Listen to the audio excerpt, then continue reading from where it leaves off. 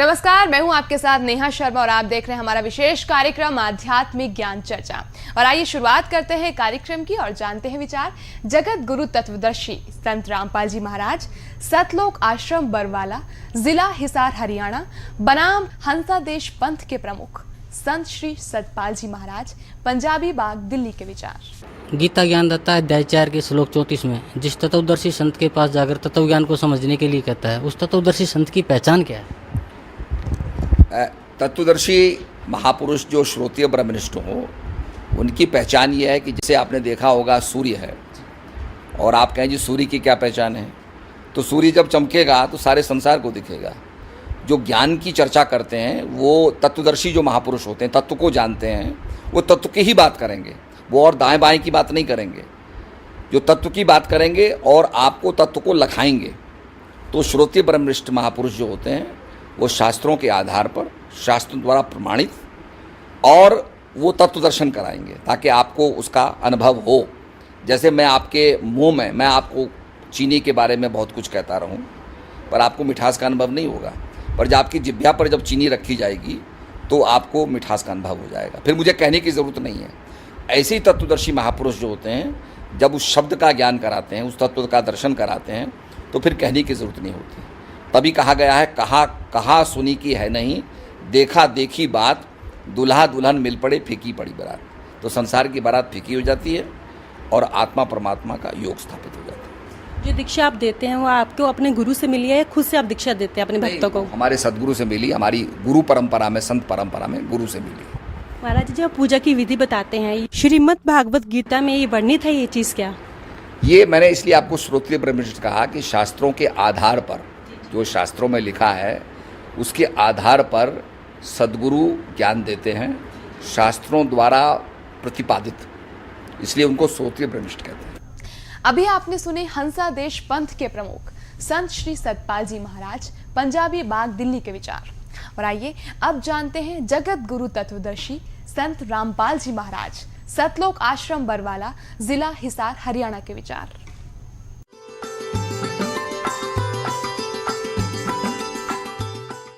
सतगुरुदेव की जय। बंदी छोड़ कबीर परमेश्वर जी की जय।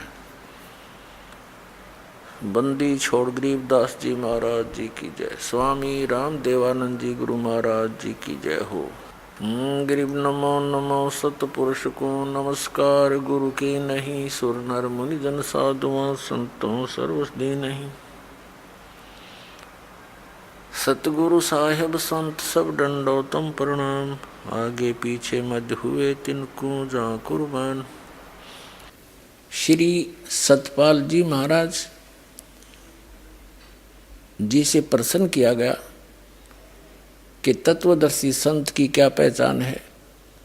ये स्वीकार करते हैं कि तत्वदर्शी संत वो होगा जो सदग्रंथों के अनुसार ज्ञान देगा और भक्ति विधि बताएगा। अब सदग्रंथों में कौन सी विधि है और कौन सा ज्ञान है, जिसे श्री सतपाल जी और श्री हंस जी महाराज जो इनके पूज्य गुरुदेव जी थे, और श्री प्रेम रावत जी जो अमेरिका के अंदर अधिकतर रहते हैं, जो इनके छोटे भाई हैं, ये शास्त्र विधि त्याग कर मनमाना आचरण कर रहे हैं और शास्त्र विरुद्ध ज्ञान दे रहे हैं। श्री ये कौन सा मंत्र देते? हंस मंत्र देते। हंस मंत्र श्रीमद् भगवत गीता में कहीं पर वर्णित नहीं है, वेदों में कहीं पर वर्णित नहीं है कि ये इस नाम से जीव का मोक्ष होगा। और देखिएगा गीत श्रीमद् भगवत गीता हमें कौन सा मंत्र जाप करने को कहते हैं और ये कौन सा जाप कराते रहे इनके पूज्य गुरुदेव जी, इन्हीं के पुस्तकों से देखिएगा। अब आदि नाम कौन सा है? जैसे सनातन, आदि मन सनातन मंत्र, सार नाम, सार शब्द गीता जी अध्याय नंबर 17 के श्लोक नंबर 23 में उस आदि नाम का संकेत है। ओम तत्सत इति निर्देश है ब्रह्मण तिर्विद समर्थ है। ब्राह्मणा तेन वेदा च यज्ञा च विहिता पुरा। ओम तो ब्रह्म का है, जो गीता जी अध्याय नंबर 8 के श्लोक नंबर 13 में कहता है कि ओम इति एकाक्षरम ब्रह्म विहरण माम अनुसमन यह प्रयाति तजन देहम स याति परमाम गतिम, मुझ ब्रह्म का, क्योंकि गीता ज्ञानदाता श्री कृष्ण में बोल रहा है, वो ब्रह्म जो विष्णु और ब्रह्मा और शिव जी के जो पिताजी हैं, उसने प्रतिज्ञा कर रखी है कि मैं कभी किसी के समक्ष अपने ओरिजिनल रूप में नहीं आऊंगा। इसलिए गीता जी अध्याय नंबर 7 के श्लोक नंबर 24-25 में कहता है कि ये बुद्धिहीन जन समुदाय मुझ अव्यक्तम व्यक्तिम आपनम मनन्ते अबुधा, मुझ अव्यक्त को मैं छुपा रहता हूँ अपनी योग माया से, मैं किसी के समक्ष नहीं आता। और ये बुद्धिहीन मुझे मनुष्य रूप में श्री कृष्ण मान रहे होंगे, आई एम नॉट कृष्ण। वो तो कृष्ण में बोल रहे थे, फिर कृष्ण जी से बाहर निकल कर इतना स्वरूप दिखाया, कृष्ण जी दिखे नहीं अर्जुन ने, केवल वो उसका प्रकाश। ये कहते हैं भगवान ज्योति है, और अर्जुन ने भी भगवान की ज्योति देखी। अर्जुन ने तो ज्योति प्रकाश, उस ज्योत स्वरूप, उस साकार भगवान को देखा था। उसके शरीर का प्रकाश था इतना, हजारों सूर्य जितना। उन्होंने ज्योति ज्योति थोड़ी देखी, तो सारा कुछ देखा, उसे हाथों में देखा, आपके मुंह में ये सब जा रहे हैं, 1000 हाथ थे उनके, अन्यों के। अर्जुन ने भी गीता में भगवान की ज्योति देखी थी। भगवान ने, अर्जुन ने तो साकार नर आकार, उसका प्रकाश में तेजों में शरीर युक्त देखा था। तो ये कहता है कि मैं कभी किसी के समक्ष नहीं आता। और गीता जी अध्याय नंबर 4 के श्लोक नंबर 5 और 9 में कहता, अर्जुन तेरे और मेरे बहुत जन्म हो चुके हैं, तू नहीं जानता मैं जानता हूँ। मेरे जन्म और कर्म अलौकिक है। इसके कर्म अलौकिक कैसे हैं कि किसी के सामने नहीं आता। श्री कृष्ण में प्रवेश करके गीता का ज्ञान बोल दिया और ये महाभारत अनर्थ करवा दिया। श्री कृष्ण जी नहीं चाहते थे युद्ध, वो तो इतने नेक व्यक्ति थे, सतोगुणी युक्त थे। सतोगुण युक्त थे, उन्होंने तो यहाँ तक कह दिया था कि मैं हथियार नहीं उठाऊंगा, एक तरफ मेरी सेना होगी, एक तरफ मैं होऊंगा, और मैं हथियार भी नहीं उठाऊंगा, ऐसा जुल्म मैं नहीं करूंगा। बेमतलब लड़ रही हो तुम। 2-3 बार शांति दूत बनकर गए उनको समझाने के लिए। तो जब अर्जुन ने देखा कि अब युद्ध करने का क्या फायदा, अपने भाई भतीजे रिश्तेदारों को मारूंगा, फिर खून से सने हुए यज्ञ इस राज्य को भोगूंगा, उसने यहाँ तक फैसला कर लिया था कि मैं तो भिक्षा मांग कर गुजारा कर लेंगे, और मैं तो ये चाहता हूँ कि सामने खड़े हुए कौरव मुझे मार दे, नियत्थे पर तीर मार दे, ये युद्ध मिट जा, अनर्थ खत्म हो जा, मेरे मरने के बाद पांडव युद्ध नहीं करेंगे। और उस समय श्री कृष्ण ने कहा तू लड़ ले, तू लट उठा और मार इनने, ये तो मार रखे। श्री कृष्ण जी तो तुरंत कह देते चल भाई वापस, ठीक है, क्या फायदा ऐसा जुल्म करने से, मैं पहले मना कर रहा था। तो उस समय ये काल प्रवेश कर गया उसके अंदर, श्री कृष्ण जी के अंदर। उसको मालूम था कृष्ण जी नहीं युद्ध होने देगा, ऐसा जुल्म नहीं होने देगा। तो इसके जन्म और कर्म ऐसे अलौकिक है। तो गीता जी का ज्ञान ये ब्रह्म बोल रहा है, इसको ब्रह्म बोलते हैं, सरपुरुष भी कहते हैं, इसको सरब्रह्म भी कहते हैं। श्रीमद् भगवद गीता अध्याय नंबर 15 के श्लोक नंबर 16 और 17 में 3 पुरुष हैं।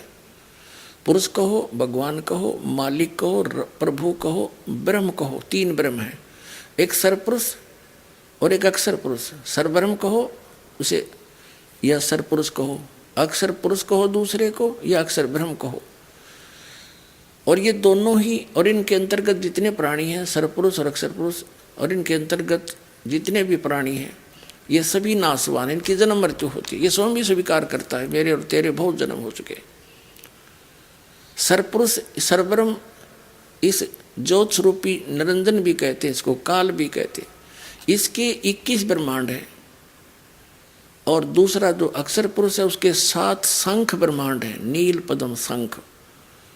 और तीसरा गीता अध्याय नंबर 15 के श्लोक नंबर 17 में कहा कि उत्तम पुरुष है तू अन्य, इन दोनों से श्रेष्ठ परमात्मा और कोई और है, गीता ज्ञानदाता कह रहे।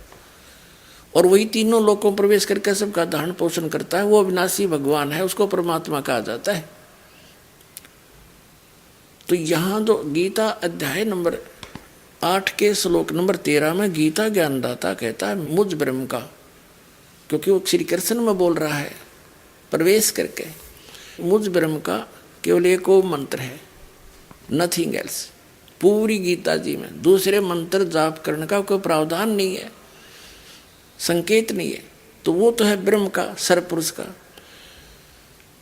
और ब्रह्म की साधना से, ओम जाप करने से ब्रह्मलोक प्राप्ति होती है। गीता अध्याय नंबर 8 के श्लोक नंबर 16 में कहा कि ब्रह्मलोक पर्यंत भी वहाँ गए हुए प्राणी भी फिर पुनर्जन्म आते हैं। यानी ये पूर्ण रूप से मोक्ष नहीं हुआ, परम शांति प्राप्त नहीं हो सकती जब तक जन्म मृत्यु कंप्लीटली नहीं समाप्त होगी। उसके लिए गीता ज्ञानदाता कहता है 18वें अध्याय के 62वें श्लोक में कि अर्जुन तू सर्वभाव से उस परमेश्वर की शरण में जा, उसकी कृपा से तू परम शांति को और सनातन परम धाम को प्राप्त होगा। और उसके लिए उसने ऑप्शन बता दिया कि तत्वदर्शी संतों की खोज कर ले, उसके कंप्लीट ज्ञान को, संपूर्ण ज्ञान को और संपूर्ण मंत्र भक्ति विधि को मैं नहीं बता सकता, ना मैं जानता। वो तत्वदर्शी संत बताओगे, उनसे खोजो, उनसे पूछो।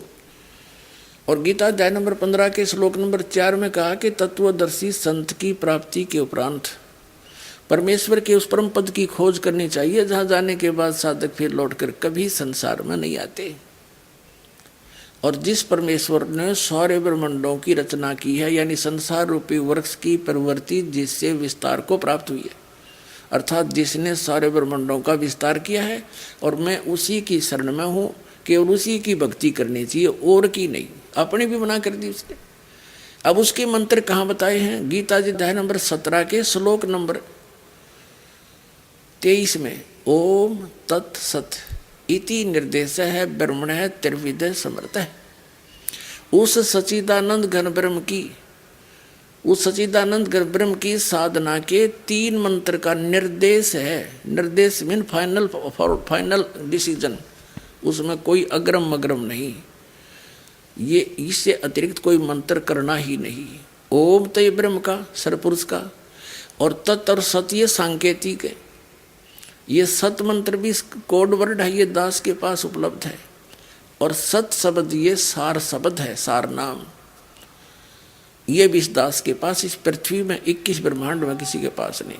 तो उसको आदि नाम कहते हैं, वो आदि नाम है।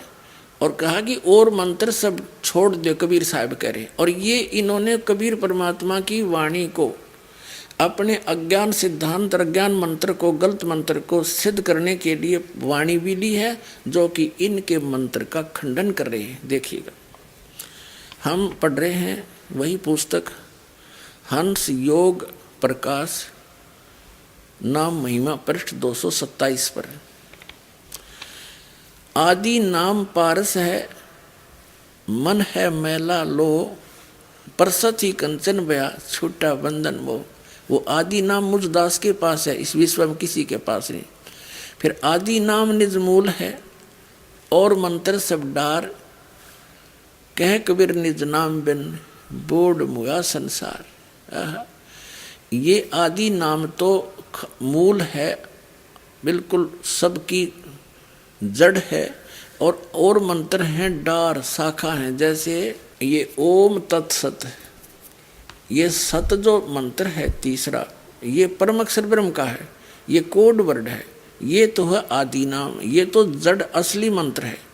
और ओम और तत् भी सांकेतिक है, कोड वर्ड है। ये है शाखा, डार है समझो। और तो एक पेड़ का कंप्लीट ही हो, पेड़ में मूल भी हो और डार भी हो, तभी तो वो पेड़ है। डारा न काट दे तो मूल के करेगा, और मूल छोड़ दिया तो डार कहाँ से रहेंगी? तो वो कंप्लीट ही होना चाहिए, तभी लाभ होगा। ये लिखा है आदि नाम निज मूल है, और मंत्र सब डार, कहे कबीर निज नाम बिन बोड मुआ संसार। यह बताया कि कोटि नाम संसार में, ये हंस और ये आदि, ताते मुक्ति न होए। आदि नाम जो गुप्त जप, आदि नाम जो गुप्त जाप, बूझे बिरला कोई। फिर कहे राम राम सब कोई कहे, नाम न जाने कोई, नाम चीन्हे सतगुर मिले, नाम कहावे सोए। यानी वो मंत्र है अलग, राम राम कहने से नहीं, वो 3 मंत्र का जाप राम नाम है। ओंकार निश्चय भया, सो करता मत जान। और सच्चा शब्द गुरुदेव का, पर्दे माहे पछाड़। वो दास बताओगा, कोड वर्ड होते हैं, वो पर्दे में दिए जाते हैं, ये दास आपको देगा। ये तीनों मंत्र कंप्लीट। इनमें से जो ओम मंत्र और साथ में तत् सांकेतिक है, ये 2 अक्षर का सतनाम बन जाता है। इनका श्वास उश्वास से जाप है। एक सोहम को अलग करके जपना महामूर्खता है। ये तो मोटरसाइकिल के 2 हिस्से बीच तक काट ले, अन्यों को इसको इधर ले जाए, इसको इधर ले जाए, ये ओके होगी। काम बिगाड़ दिया सारा होता है। हम यहाँ पढ़ रहे हैं, ये हंस योग प्रकाश का 227 पर पढ़ रहे हैं, यहाँ आगे फिर कहा है कि जो जन हो है जो हरि रतन ले ही बिल गाए, यानी भिन्न भिन्न छानबीन करके लेगा सही जोरी होगा तो। और सोहम जप मुआ मिथ्या जन्म गवाए। आ गया इनका अंत। ये खुद हंस का, चलो इनकी बात बड़ी कर ली, सोहम कर लिया। वैसे तो ये कोई तुक नहीं, हंस का उल्टा बिला सोहम हो गया, सोहम जाप कर ले और फिर उसको ऐसे कर ले। तो परमात्मा कबीर जी की वाणी जो इन्हें समर्थन में ली है, यह इनके उस उपदेश का खंडन कर रही है इन्हीं की पुस्तक में कि सोम जब मेरे व्यर्था जन्म गंवाया। क्योंकि सोहम नाम का जाप अलग से विधि है उसकी, और ऐसे अकेला सोहम जाप करने से, 2 हिस्से करने से भी कोई लाभ नहीं।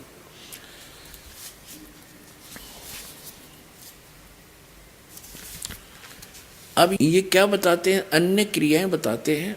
एक प्रकाश क्रिया, आंखें बंद करके प्रकाश देखे और कान बंद करके धुन सुने, और जीव्या को उलट के तालू पे ला ले। तीसरा अमृत क्रिया के इनका अकल है ये।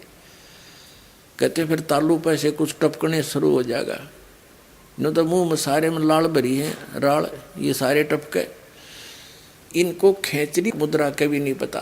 इन सभी क्रियाओं का लाभ आपको जो मंत्र दिया जाएगा श्वास उश्वास का, कंप्लीट 3 मंत्र का, उसमें ये सभी लाभ आपको ऑटोमेटिकली मिल जाएगा। इन क्रियाएं की आवश्यकता नहीं। ये तो बिल्कुल यूजलेस बताई, ना किसी संत ने करी, ये तो पथभ्रष्ट योगी करा करते, और उन्हीं के इतिहास से इन्होंने ले रखा है। उपनिषद क्या है? उपनिषद एक ऋषि विशेष का अपना अनुभव है। जैसा भी उसने अपने सारे जीवन में भगवान की भक्ति करके जो उपलब्धि हुई, और यदि उस ऋषि का अनुभव वेदों से नहीं मिलता है तो यूजलेस है। जैसे ये सत्यार्थ प्रकाश महर्षि दयानंद आर्य समाज प्रवर्तक का अनुभव है, और ये एक उपनिषद का रूप धारण कर चुका था। अगर इस दास पर परमात्मा की दया ना होती तो इसकी अपोल पाट दी, इसमें कख भी नहीं, सत्यार्थ प्रकाश सारा वेद विरुद्ध ज्ञान भरा पड़ा इसके अंदर। तो इसकी ऐसी स्थिति हो गई थी, श्रद्धालु लोगों ने वेदों को पढ़ना ही छोड़ दिया था, ये मानकर के महर्षि दयानंद वेदों का विद्वान था, और इन्होंने जो साधना की वेद अनुसार की है, और वेदों वाला ज्ञान इन्होंने सिंपल करके सत्यार्थ प्रकाश में अपना अनुभव लिख दिया। तो ये सही है। अब दास ने वेदों से तुलना करके दिखाई सत्यार्थ प्रकाश की, सारा वेद विरुद्ध ज्ञान उसके अंदर। तो इसका समय आने पर फिर आगे प्रकरण चलाएंगे, पहले इनसे निमट लें। तो ये जो उपनिषदों से इन्होंने क्रियाएं ली हैं, ये उन ऋषियों की अपना अनुभव है जो वेद ज्ञानहीन थे, तत्व ज्ञानहीन थे, उनको वेदों का ज्ञान नहीं था, और अन्य साधना करके अपना जीवन नाश करके आने वालों के लिए वह छाप छोड़ के बना का अपना अनुभव। अब देखिएगा, ये है हंस योग प्रकाश 290 पृष्ठ पे, हम 291 पर पढ़ेंगे। यहाँ पर खेचरी मुद्रा विधि। देहांत काल में परम पद कैवल्य मोक्ष होता है। इन 4 मुक्तियों में से एक मुक्ति है। तालु छिद्र के ऊपर जीवा प्रवेश करके एक घड़ी मात्र खेचरी मुद्रा स्थित रहे, और योगी को सर्प बिच्छू आदि का विष न लगे, और बुढ़ापा रोग मृत्यु को जीत जावे, वाली पलित जो चमड़ा ढीला होकर सलोटें पड़ती हैं न होवे। बता, अब ये क्या बता रहे हैं कि तालू पर जीभ लाने से आदमी ना तो मरे ना उसका रोग होवे। या खेचरी मुद्रा श्री हंस जी करा करते। ऐसे बुरी बीमारी हुई, घुटना में रोग हो गया और बुखार से तड़फ कर मर गए और भूत प्रवेश कर गए उस साधना से। तो खा कैया साधना। अभी आपने सुने जगत गुरु तत्वदर्शी संत रामपाल जी महाराज, सतलोक आश्रम बरवाला, जिला हिसार, हरियाणा के विचार। और आइए अब जानते हैं हंसादेश पंथ के प्रमुख संत श्री सतपाल जी महाराज, पंजाबी बाग, दिल्ली के विचार। जो दीक्षा आप देते हैं वो आपको अपने गुरु से मिली है या खुद से आप दीक्षा देते हैं अपने भक्तों को? हमारे सदगुरु से मिली, हमारी गुरु परंपरा में, संत परंपरा में गुरु से मिली।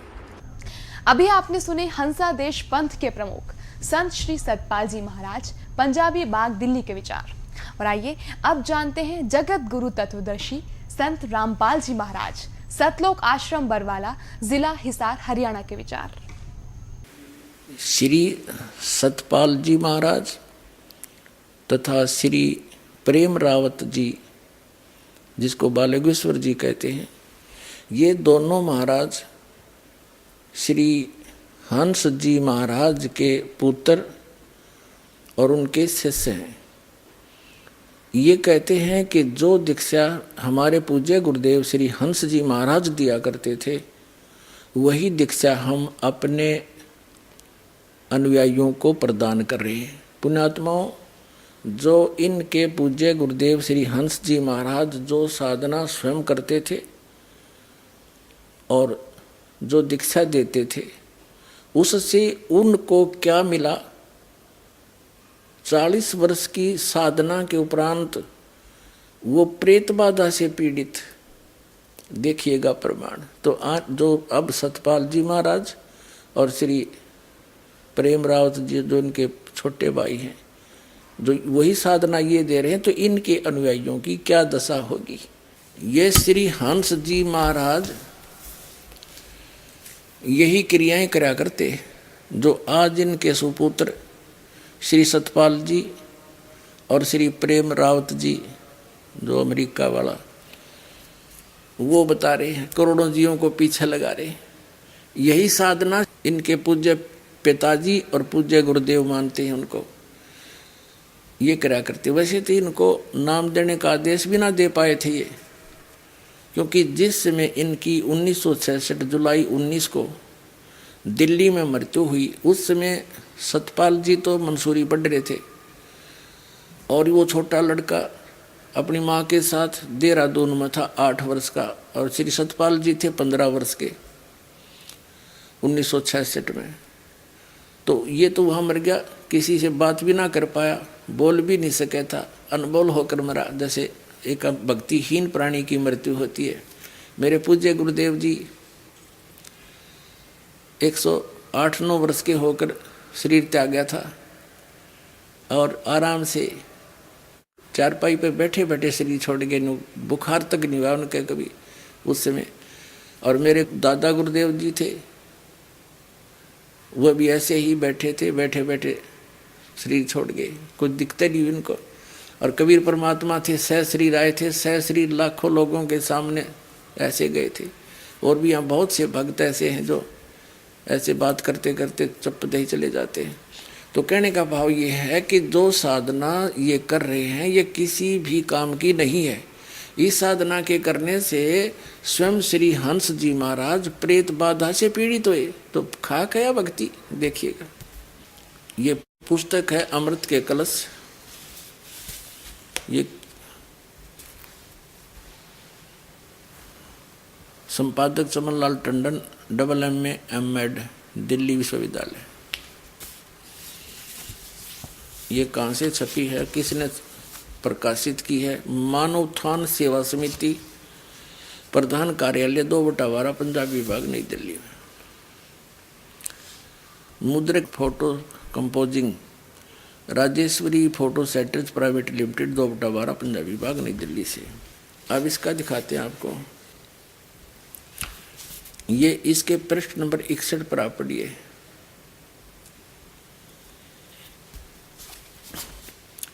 सन 1922-23 में श्री महाराज जी को उपदेश हुआ। नाम लिया इन्होंने, एक स्वरूपानंद महाराज से, नंगली वाले थे। और 1926 में गुरु महाराज ने उन्हें उपदेश देने की आज्ञा दे दी। उपदेश प्राप्त करने के पश्चात श्री महाराज जी गुरु महाराज की शरण में रहकर उनकी आज्ञानुकूल साधना में प्रचार में अपना जीवन को लगा दिया। उपदेश के पश्चात श्री महाराज जी ने अपने गांव के पास उत्तराखंड की तपोभूमि में कई वर्ष कठोर तप और भजन किया। मानव उत्थान सेवा समिति श्री सतपाल जी महाराज की प्रेरणा से हंस स्मृति में वहाँ एक स्मारक बनाने का फैसला कर चुकी है। अब हम ये बताना चाहते हैं, कठोर तप किया और भजन किया। क्या तप किया और कौन सा भजन किया? गीता जी अध्याय नंबर 17 के और श्लोक नंबर अभी दिखाता हूँ, क्योंकि ये रह कर एक मरना पड़ेगा, जब भी पुराना पेंट उतरेगा और तब ओरिजिनल टेकेगा। अब दिखाते हैं गीता जी अध्याय नंबर 17 में और श्लोक नंबर ये दिखाते हैं आपको। उसमें कहा, ये देखिएगा, श्रीमद् भगवद गीता, गीता प्रेस गोरखपुर से प्रकाशित है, जयदयाल गोविंद का इसके अनुवादक है। 17वें अध्याय का ये 5 से शुरू करते हैं।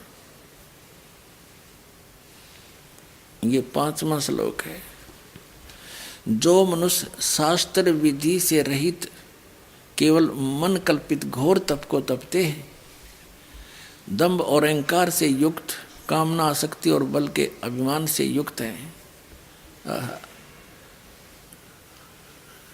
ये 6 में 5वां आपने पढ़ लिया। वे श्री रूप से सचित मुझ भूत समुदाय को और अंतःकरण सचित मुझ परमात्मा को भी करस करने वाले हैं। मुझे भी दुखी करते हैं। ऐसा घोर तप कठोर तप करने वाले अज्ञानियों को तो असुर स्वभाव के जान। बता, गीता अध्याय नंबर 16 के श्लोक नंबर 23 में कहा है कि शास्त्र विधि को त्याग कर जो मनमाना आचरण करते हैं, उनकी ना तो कोई मोक्ष हो, गति हो, ना तो उनको गति प्राप्त हो, ना उनका कोई सुख हो और न ही कोई सिद्धि प्राप्त हो, ना उनकी परम गति हो, तो यूजलेस।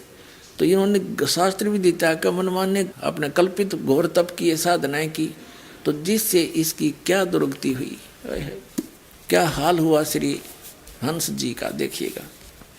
अब हम आगे हैं वही पुस्तक अमृत के कलश और पुस्तक 61 पृष्ठ पे। यह पढ़ लिया आपने कि 1923 में इन्होंने दीक्षा प्राप्त की। 22-23 में श्री हंस जी महाराज को उपदेश हुआ और 1926 में इनको नाम दान करने का आदेश दे दिया उस स्वरूपानंद जी नंगली वाले ने। और फिर इन्होंने उत्तराखंड में कई वर्ष तक कठोर तप और भजन किया। भजन खा किया है। हंस हंस यहाँ पे कह रहे हैं, जीव को हंस कहते हैं। जो शरीर छोड़ कर जाता आदमियों का हंस उड़ गया, इसका वो जीव उड़ गया। जीव उड़ गया तो जीव की पूजा जीव कर रहा है। जीव जीव जीव जीव, उसने 2 भाग कर ले चाहे 1 कर ले, हंस को चाहे जीव को, इनके शब्दों में। अब इस साधना को 40 वर्ष करने के उपरांत श्री हंस जी महाराज को प्रेत बाधा का शिकार होना पड़ा। जब भूत भी नहीं हटे इन साधनाएं, तो खा के इनकी भक्तियां। अब देखो इसके 383 पृष्ठ पे, ये अमृत के कलश पुस्तक चल रही है, 383 पृष्ठ पे। 1963 में, 1923 में नाम लिया, 1963 में 40 वर्ष के उपरांत कुछ लोगों ने 1963 में कुछ लोगों ने महाराज जी पर झूठे मुकदमे कर दिए। नाना प्रकार के झूठे इल्जाम उन पर लगाए गए। फिर महाराज जी को कचहरी में बुलाने के लिए एवं उनका निरादर करने के लिए, मान हानि करने के लिए बहुत से षड्यंत्र रचे गए। श्री महाराज जी उन दिनों बम्बई में थे। श्री महाराज जी को कचहरी में न जाना पड़े, इसके लिए उनको अस्पताल में भर्ती कर दिया गया। जब महाराज जी ने कहा कि तुम मुझे अस्पताल में क्यों दाखिल कर रहे हो, तो कहा कि महाराज जी आपके नाम के सम्मन जारी हो गए हैं और आपको दिल्ली कोर्ट में बुलाया है। महाराज जी ने कहा लेकिन मैं बीमार तो हूँ नहीं, यह तो झूठ ही होगा। तब जब डॉक्टर आएंगे और मुझे देखेंगे तो कहेंगे कि इन्हें तो कुछ है ही नहीं, मैं रूठा पड़ जाऊंगा। सुबह महाराज जी को भर्ती किया गया। शाम को डॉक्टरों ने आकर महाराज जी को देखना था। जैसे ही महाराज जी लेटे तो महात्मा रामानंद जी भी साथ ही उसी कमरे में लेट गए नीचे। 1-2 घंटे पश्चात महात्मा रामानंद जी सो रहे थे। उन्होंने हाय हाय की आवाज़ सुनी। वे उठे और महाराज जी से पूछा, क्या बात है महाराज जी? हंस जी से पूछा। महाराज जी की जीभ निकल रही थी, जीभ बाहर को आई हुई थी, आंखें लाल हो रही थी और जिस्म भट्ठी की तरह जल रहा था। महात्मा जी कहते हैं, मैं घबरा गया और भागा सिस्टर के पास गया और कहा कि महाराज जी की तबीयत अचानक खराब हो गई है। डॉक्टर आए, उन्होंने महाराज जी का तापमान देखा, 104 बुखार था। सारी रात बेचैनी में कटी। डॉक्टर से कहा कि इनको दिल्ली जाना है। अब विचार करो पुण्यात्माओं, 104 बुखार में जीभ निकला करे, उसमें भूत आ गया है और भूत बढ़ गया, लाल आँख होगी, जीभ बाहर निकल आई और हाय हाय कर रहा, तो उसमें प्रेत आ गया। देखो आगे कंप्लीट स्पष्ट हो जाएगा। अब हम 383 पर आ गए हैं। इनका तो सम्मन आया हुआ है। डॉक्टर से कहा इन्होंने दिल्ली जाना है। डॉक्टर ने कहा कि इस हालत में ये दिल्ली नहीं जा सकते। झट डॉक्टर ने एक मेडिकल सर्टिफिकेट दे दिया। महाराज जी की तबीयत लगभग 1 महीने के लिए खराब रही। वो भूत रहा 1 महीने। हम सब लोग घबरा गए। कभी कभी बुखार इतना तेज हो जाता था कि महाराज जी की आंखें एकदम लाल हो जाती थी। जब कुछ दिनों के बाद महाराज जी होश में आए तो महात्मा रामानंद जी ने कहा, यानी बेहोश थे हुए 1 महीने तो अचेत पड़े रहे, वो भूत लौटा रहा उसमें, वो तो इसको परेशान करा, दे ही तोड़ दी इसकी बुढ़ेगी। देख हम घबरा गए।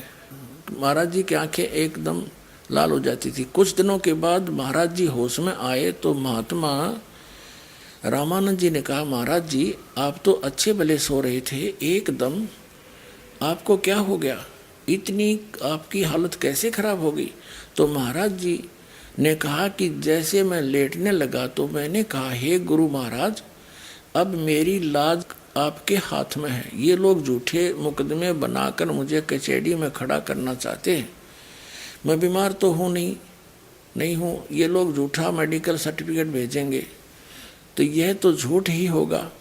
बस जैसे ही यह मन में आया और मैं लेटा तो मुझे बुखार चढ़ना शुरू हो गया और उसी से आज मेरी हालत होगी। गुरु महाराज जी ने मेरी लाज रखी और सचमुच मुझे बीमार कर दिया। आप विचार करो पुण्यात्मा, गुरु महाराज स्वस्थ कराया करें कि बीमार कराया करें? इनके गुरु महाराज भी भूत बन रहे। जब इन्हें याद किया वो भूत आ बढ़िया इसमें। और जब ऐसा बुरा हाल भूत प्रेत बाधा से होता है, 1 महीने तक उसकी ब्रेन मट्टी रही, खावे न पीवे, होश में नहीं आया। आगे देखो फिर वो भूत कैसे निकाला गया, देखिएगा। गुरु महाराज ने मेरी लाज रख ली, मुझे सचमुच बीमार कर दिया। कुछ प्रेमियों ने कहा शायद लोगों ने जादू टोना कर दिया है। महाराज जी कभी कभी पीड़ा में कराते थे, हाय मैं मर गया।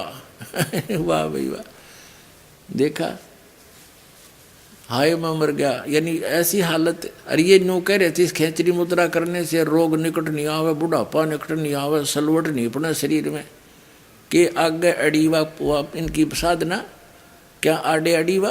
ये देखिएगा, हाय मैं मर गया और बहुत कमज़ोर हो गया। एक गुजराती बाई एक पंडित को लाई जो ऊपरी हवा का इलाज करता था। भूत का डणिया बुलाया, फिर जाड़े लड़ियाँ। हाँ देखो, ऊपरी हवा का इलाज करता था। तो उसने महाराज जी को देखकर कहा कि अरे इनको तो किसी ने कुछ कर दिया है और ये तभी ठीक होंगे जब इनकी नज़र उतारी जाए और चौराहे की पूजा की जाए। पंडित जी ने एक मंत्र बताया, जो नजर उतारते समय बोला जाएगा। सारी सामग्री मंगाई गई और पंडित जी को उसकी दक्षिणा दे दी गई। वो झाड़ी लानी है कि वो विधि बताया गया, ऐसे कर लियो। वो विधि बता गया, ये मंत्र बोल दियो, ये ऐसे ऐसे सामग्री लाओ, मटके में घड़े में रखो और रात के 12 बजे चौराहे पर रखा आइयो। भूत जब प्रसन्न होगा, जब इसका पीछा छोड़ेगा तुम्हारे गुरु जी का। देखो सारी सामग्री मंगाई और पंडित जी को उसकी दक्षिणा दे दी गई। और महात्मा रामानंद जी जो स्वयं ब्राह्मण परिवार के हैं, उन्होंने इस कार्य को अपने हाथों में लिया। लगभग 5-7 प्रेमी वहाँ पर थे हॉस्पिटल के कमरे में। रात के 12 बजे उस सामग्री को एक कलश में रखकर चौराहे में रखना था। रामानंद जी ने नजर उतारने के बाद कहा कि कौन मेरे साथ चलेगा।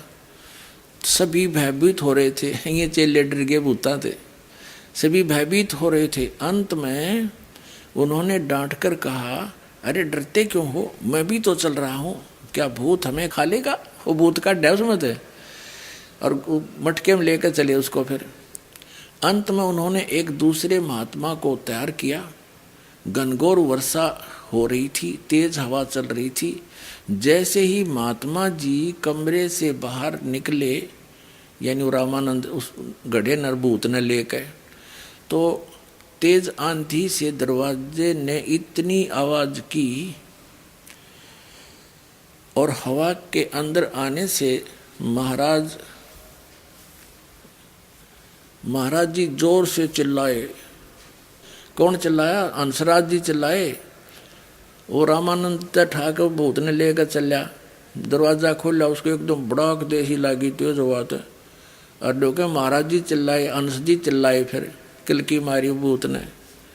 देखो जैसे ही महात्मा जी कमरे से बाहर निकले तो तेज आंधी से दरवाजे ने इतनी आवाज की और हवा के अंदर आने से महाराज जी यानी हंस जी भी जोर से चिल्लाए। तो रामानंद जी भी कांप उठे और डर गया, और उनका झाड़ी लानिया भी डर गया और भयभीत हो उठे।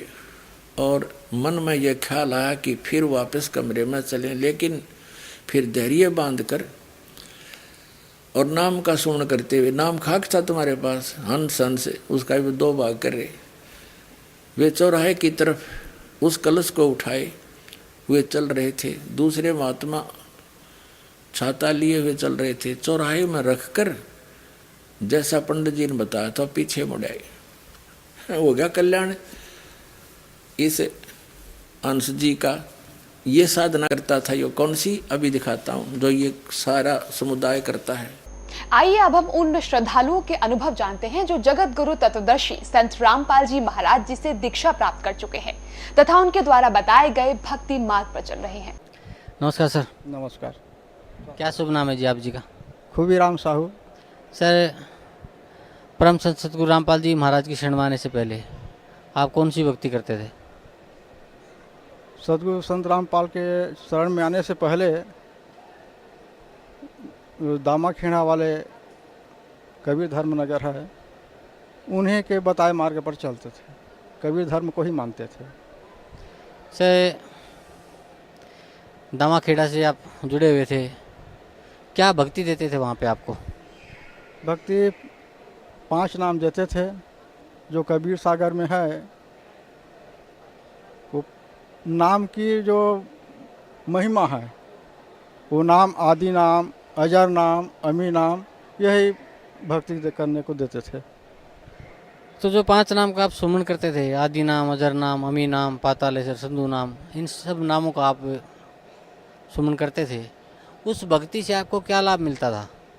उस भक्ति से तो कुछ भी लाभ नहीं मिला, बल्कि और तकलीफ दिनों दिन बढ़ता ही गया।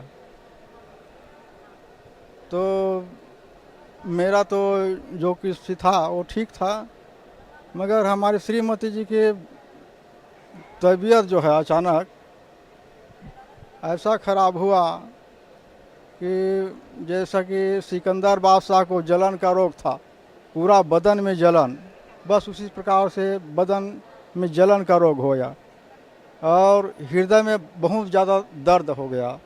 नींद भी नहीं आती थी तो बहुत बेचैन थे। तब सोचे कि अब इसका इलाज कहाँ किया जाए, किस डॉक्टर के पास। तो हृदय पर जो दर्द था तो उसके लिए हृदय रोग विशेषज्ञ के पास गए, दिखलाए तो बताया ये हृदय की गड़बड़ी के नाम से, कमजोरी के नाम से ये हो रहा है। तो ऐसा कह कर दवाई गोली दिए, मगर कुछ भी लाभ नहीं हुआ। एक बार गए फिर भी लाभ नहीं हुआ, दोबारा गए, तो 4-5 बार गए, उनसे कुछ भी लाभ नहीं हुआ। तो फिर डॉक्टर फिर बदले, मगर किसी से भी कुछ लाभ नहीं हुआ। तो अंत में सोचा कि अब तो डॉक्टरों से ठीक नहीं हो रहा है। तो जिस तरह से सिकंदर बादशाह का जलन की व्याधि जो है परमेश्वर कबीर साहब के शरण में जाने से ही ठीक हुआ, तो हो सकता है इसका भी बीमारी किसी संत के चरण में जाने से ठीक हो जाएगा। ये सोच करके वो पूज्य जो गुरुदेव थे वंशाचार्य, उनके पास गए, विभिन्न साधु संतों के चरण धोते थे, चरणामृत लेते थे, मगर किसी भी प्रकार से वो दूर नहीं हुआ। तो जागरण चैनल देखते थे, तो जागरण चैनल में प्रभु यीशु का आशीर्वाद प्रार्थना केंद्र से प्रसारण आशीर्वाद प्रार्थना आता था। तो उसमें उसको देखते थे, तो उसमें जो बीमार लोग थे उनको चंगाई देने के लिए वो जो ब्रदर्स है वो साकारा करके गिरा देते थे, और गिरने के बाद उनको पूर्ण आराम मिल जाता था। तो ये हम लोग देखे टीवी में, तो भाई धर्म तो हमारा कबीर धर्म है, और ये जो देख रहे हैं वो प्रभु यीशु मसीह का धर्म है। तो यदि बीमारी उसी से ठीक हो सकता है तो चलो भाई वहीं जाएं। वहाँ भी गए,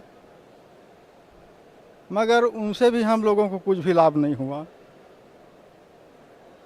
तो ये गुरुदेव का,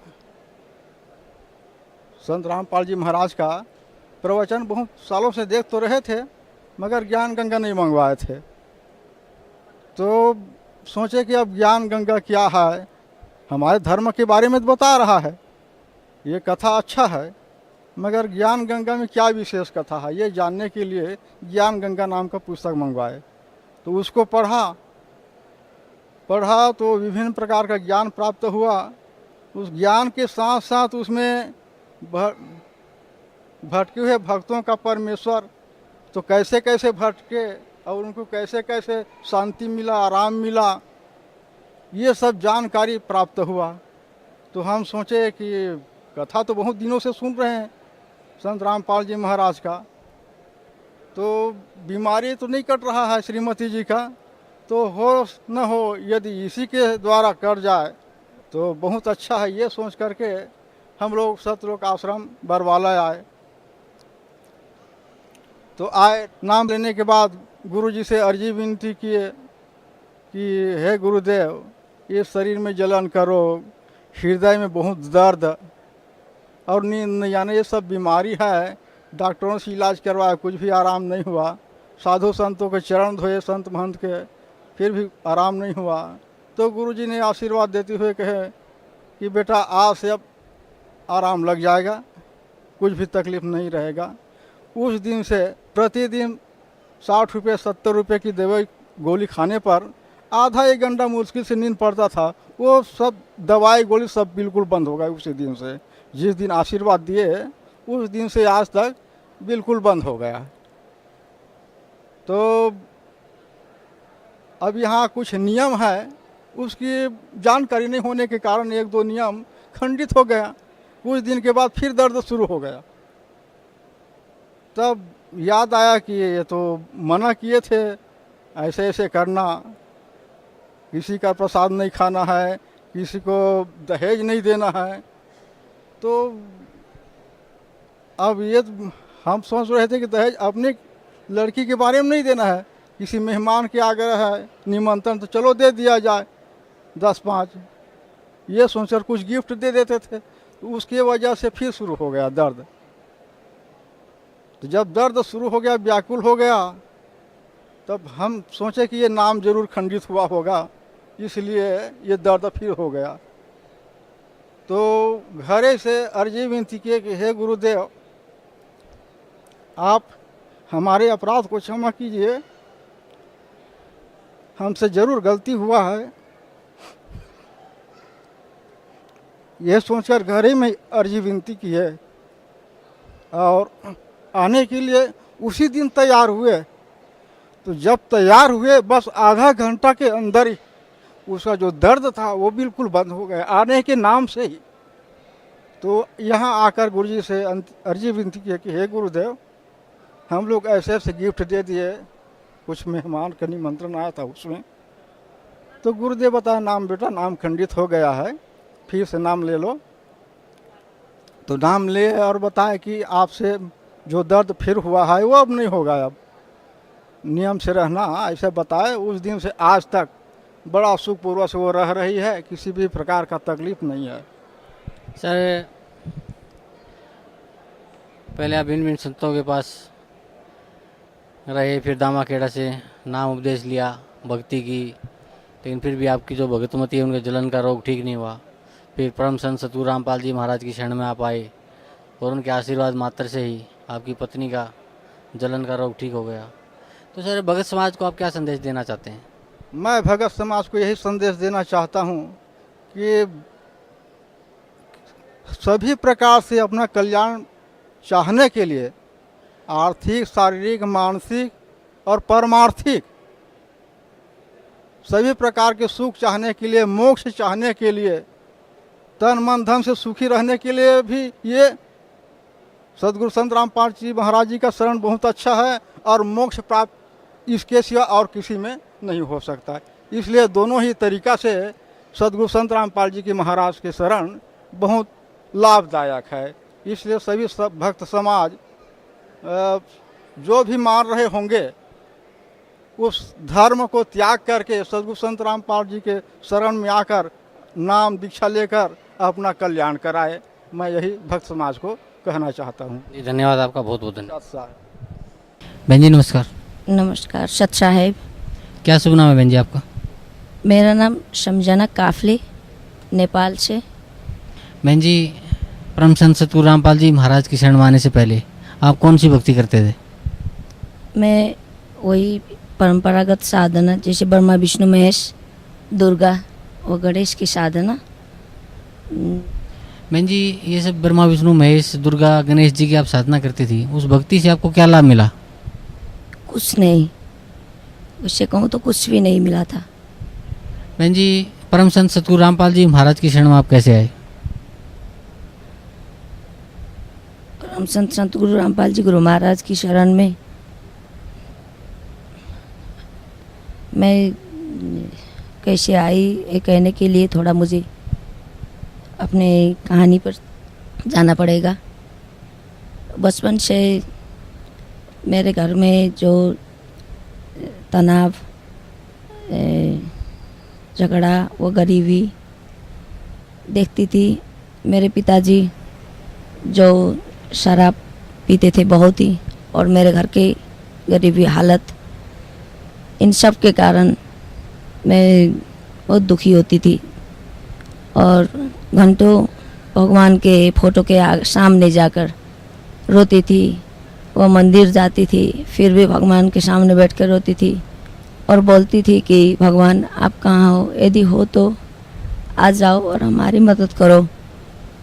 लेकिन कभी ऐसा नहीं हुआ कि भगवान आए और मदद किया। और हमारे घर में दिनों दिन बद से बदतर हालत होती गई।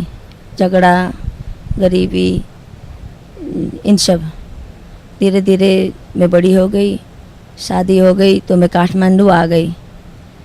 उसके बाद इधर घर में मेरे बड़े भाई साहब जो राम कुमार काफले उनका नाम था, हाल में वो भक्त रामदास हो चुके हैं, ने पिताजी का वही जगह ले लिया। वो पशुओं की तरह हो गए। रात दिन शराब पीना, मांस मछली, सिगरेट, तम्बाकू, गुटखा, ये सब खाकर घर में झगड़ा करना और घर को नर्क बनाना, जैसे कि माहौल नर्क हो गया। सुनती थी तो बहुत दुख होता था। फिर भी उस समय भी भगवान ही खोजती थी, बोलती थी कि भगवान अगर तुम हो तो क्यों नहीं हमारे मदद करते और आते। उस वक्त भी बचपन से जवान होने तक और बड़े होने तक भगवान की तलाश और व्रत और उपासना ये सब बेकार हो रहे थे। और एक दिन वैसे ही मैं सुनी कि मेरे बड़े भाई साहब राम ओ बरबाला आश्रम, सतलोक आश्रम बरबाला आ गए और मंत्र उपदेश लेके चले गए संत सतगुरु रामपाल जी गुरु महाराज की चरण कमल से। तो उसके बाद वो सुधर गए हैं, बदल गए हैं। लेकिन मुझे पहले तो विश्वास नहीं हुआ, क्योंकि जब से मैंने देखी थी कि वो इस हालत में थे कि मैं कभी कल्पना भी नहीं कर सकती थी वो बदलते हैं। और फिर भी दिन हफ्ता महीना हो गया और मैं सुनती रही, देखती रही कि वो बदल गए हैं। मैं विवश हो गई उनकी घर की आर्थिक हालत देख के, और उनका सुधरा हुआ हालत देखकर मुझे विवश होना पड़ा कि क्यों और कैसे हुआ, क्या हुआ। उन्होंने बोला था जब से वो सुधर के आ गए तो हमेशा से हमें बोलने लगे कि मैं तो भटका हुआ था, अंधेरा में था, सचमुच में वहाँ परमात्मा बैठे हुए हैं, भगवान बैठे हुए हैं, उनके आशीर्वाद में शक्ति है। वो कुछ कर सकते हैं, वो कुछ भी कर सकते हैं, मुझ जैसे को सुधार सकते हैं। और तुम लोग भी जाओ, क्यों भटक रहे हो, देखो यहाँ कुछ होने वाला नहीं है, वही होगा, और कुछ कर सकता है तो वही कर सकता है। तुम लोग जाओ, देख तू तो समझती है मुझे, तू जा, ऐसे करके मुझे बोलने लगा। क्योंकि उसके बात कर कोई विश्वास नहीं करता था, बात भी वैसे ही था, उन्होंने बनाया ही वैसा था माहौल। फिर उन्होंने मुझे आध्यात्मिक ज्ञान गंगा और कुछ सीडी वो भेज दिए। तो मैं शुरू में पढ़ने लगी, देखने लगी, कुछ समझ में नहीं आया। और फिर 2 रात 13 कर देखने लगी तो कुछ समझ में आने लगा। और धीरे धीरे 5-6 बार देखने से पता चला कि कुछ बात है इसमें। तो मुझे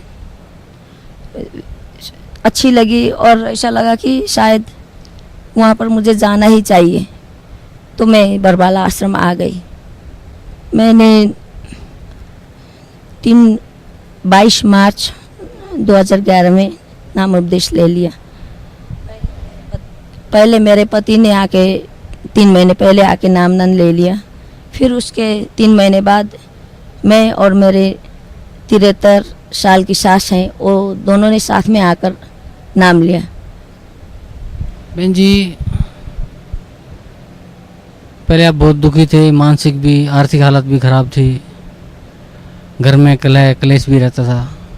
फिर आपने परम संत सतगुरु रामपाल जी महाराज से नाम उपदेश लिया। तो जो भक्ति पूज्य गुरुदेव संत रामपाल जी महाराज ने आपको दी है, उस भक्ति से आपको क्या लाभ मिला? उस भक्ति से मिली हुई लाभ का तो मैं बयान ही नहीं कर सकती थी। सबसे पहले बात तो मेरी जो बचपन की तलाश थी कि परमात्मा भगवान कहाँ है कि नहीं है, तो कैसे आते हैं, वह कैसे मदद करते हैं। तो ये बात मेरी सही बन गई कि परमात्मा सचमुच में हम जैसे ही हैं, इंसान के रूप में हैं, और वो एक दिन न एक दिन मिल जाते हैं। जैसे सपना, मुझे यहाँ सपना ही लगता है अभी भी कि जब मुझे परमात्मा के दर्शन हुए तो ऐसे लगा कि मैं तो देख भी नहीं पाई उनको, कि सचमुच में ऐसे ही होते हैं परमात्मा। उनके एक आशीर्वाद से, एक स्पर्श आशीर्वाद से ऐसे लगा, मैं पता नहीं मेरा जीवन बदल गया। मैं इंसान बनने के लायक हो गई। और घर की हालत तो मानो स्वर्ग हो गया। क्योंकि पहले उदाहरण ही मेरे लिए यही है कि मेरे राक्षस जैसे भाई साहब बदलकर इतने दयालु और इतने धार्मिक, इतने आस्थावान, इतने इंसान बन गए। और उनकी हालत, आर्थिक उन्नति भी बिल्कुल ख़राब थी, तो सुधर कर बहुत अच्छी हो गई। दुकान भी छोटा सा था लेकिन उसमें इतनी आमदनी हो गई तो मुझे विवश होना पड़ा। और मुझे भी घर में जो मेरे पति को पाइल्स और पेट के कुछ शिकायत से, वो तो बिल्कुल ही यहाँ आने के आशीर्वाद के बाद ही वो आज के दिन तक कोई पता नहीं है। कुछ दवाई उन्होंने नहीं ले रखा है। और मुझे और मेरे बच्चे वैसे इन लोगों तो बिरामी की तो कुछ बात नहीं, लेकिन जो मानसिक बीमारी होती है अंदर से आत्मा में कि ऐसे कि भगवान नहीं है, कोई दिखता नहीं है, ऐसा नहीं है, लेकिन ये सब धुल गया और परमात्मा है, सचमुच में है और हमारे सामने ही है। लेकिन हम लोग पहचानते नहीं हैं और कोशिश ही नहीं करते हैं। वही मंदिर, वही पत्थर, उसी में ढूंढने की कोशिश करते हैं, सच साधना नहीं करते हैं। और लेकिन जब सतगुरु रामपाल जी गुरु महाराज के श्री चरणों में आए तब पता चला कि साधना क्या होती है और पूजा क्या होती है और भगवान क्या होती है। घर में कला नहीं है, कलेश नहीं है, झूठ नहीं है। बच्चे एक झूठ बोलने के लिए डर जाते हैं, बोलते हैं कि भगवान है, नहीं ऐसे। और जो बच्चे दिन भर TV, cartoon, film, video game देखकर नहीं थकते थे, वो आज दिन भर टीवी देखते हैं तो परमात्मा की सत्संग देखते हैं और गुनगुनाते हैं तो शब्द वाणी होते हैं उनके मुंह में। और मेरे बच्चे के भी स्कूल के परसेंटेज बढ़ गए हैं। वो लोग एग्ज़ाम छोड़ कर यहाँ आ जाते हैं और वापस जाकर मार्क्स देखते हैं, एग्ज़ाम देते हैं, फिर भी वो हाईएस्ट मार्क्स में मेरा बेटा ने भी करके दिखाया है, ये भी प्रूव है। और पता नहीं अंदर से अंतर आत्मा से हमें लग रहा है कि हम लोग ने सब कुछ पा लिया। शांति, एक इंसान को संसार में सबसे ज़्यादा होती है आत्मा शांति। तो मुझे लगता है आत्मा शांति और वैसे भी आर्थिक शांति, ये सब तो ऑटोमेटिकली परमात्मा के शरण में आने के बाद सब कुछ चला जाता है और सब कुछ मिलता ही जाता है। लाभ यही हुआ है मुझे। बहन जी, भक्त समाज को क्या संदेश देना चाहते हैं आप?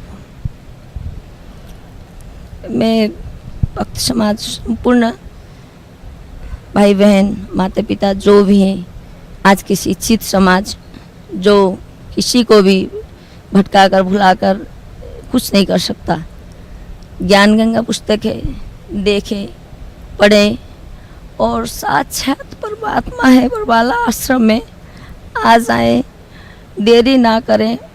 आपने आत्मकल्याण कराए, दुख, रोग, शोक, भोग ये तो ठीक होने ही होने हैं। क्यों इसमें कोई दो मत नहीं है कि वो कुछ ना करके दिखा सके। वो चमत्कार कर सकते हैं क्योंकि वो भगवान हैं और उन्होंने कर दिखाया है। मैं अपने मुंह से नहीं कहना चाहती हूँ सब बातें। वो खुद आके देखें, समझें और अनुभव करें और अपने ज़िंदगी में लाभ उठाएं, वरना सिर्फ पछतावा के सिवा कुछ नहीं ले जाएगा। और मैं चाहती हूँ यहाँ आकर सुख, समृद्धि, आरोग्यता के साथ साथ सतलोक गमन की भी प्राप्ति करें। सच्चा है। जी धन्यवाद बहन जी, बहुत बहुत धन्यवाद आपका।